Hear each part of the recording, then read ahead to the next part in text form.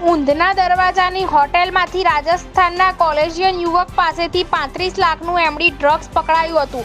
આ ડ્રગ્સમાં પકડાયેલા હિન્દુ યુવા વાહિનીના સુરતના પ્રમુખ વિકાસ આહિર રૂપાલી સિનેમા પાસે આઈસ્ક્રીમની લારી પાસે ચલાવતો હતો। આથી એસઓજીની ટીમે પાલિકાની ફૂડ એન્ડ ડ્રગ્સ વિભાગના સ્ટાફ તેમજ એફએસએલ અધિકારીઓ સાથે આઈસ્ક્રીમના 6 સેમ્પલો લીધા હતા। પોલીસને આઈસ્ક્રીમમાં એમડી નાખતા હોવાની આશંકા લાગતા સેમ્પલો લીધા હતા।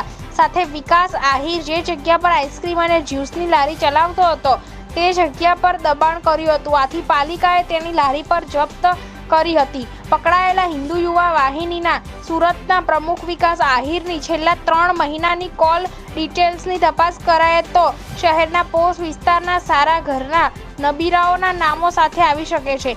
ડ્રગ્સ માફિયા વિકાસ આહિર અને અનીસ ઉર્ફે અનુ લાકડાવાળા બંને ચરસી છે। ભાઠેના પંચશીલનગરમાં ભાજપ લઘુમતી મોરચાના ઉપપ્રમુખના પુત્ર અને સૂત્રધાર એવા રેહાન પૂછપરછ માટે ગઈ હતી।